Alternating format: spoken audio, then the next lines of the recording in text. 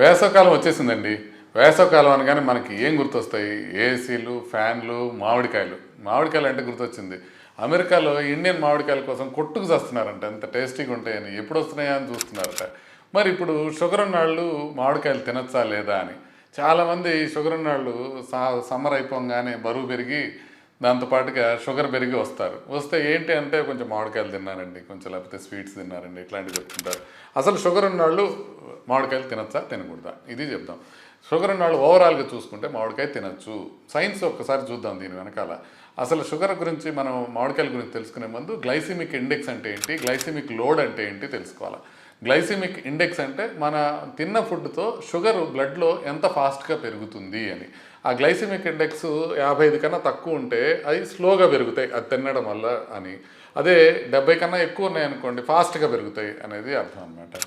ఈ మ్యాంగోకి 51 ఉంటుంది glycemic index, అంటే బాగా ఫాస్ట్గా ఏం పెరగదు.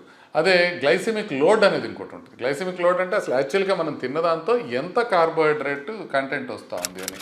ఒక హోల్ మ్యాంగోలో సుమారుగా ఒక 30 గ్రాములు కార్బోహైడ్రేట్ ఉంటుంది.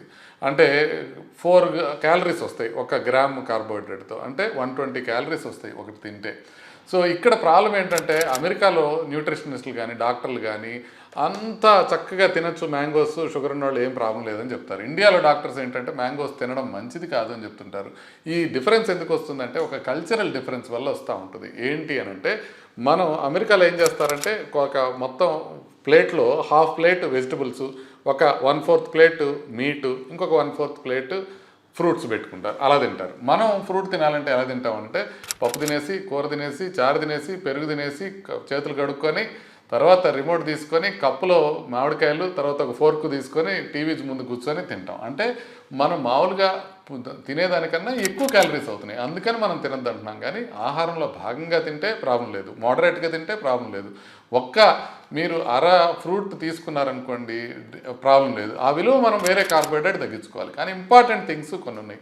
ఒకటి, మీరు ఫ్రూట్ జ్యూస్ తాగకూడదు. రెండోది, డ్రైడ్ ఫ్రూట్ లాంటివి తీసుకోకూడదు. మూడోది, క్యాండ్ లాంటివి తీసుకోకూడదు.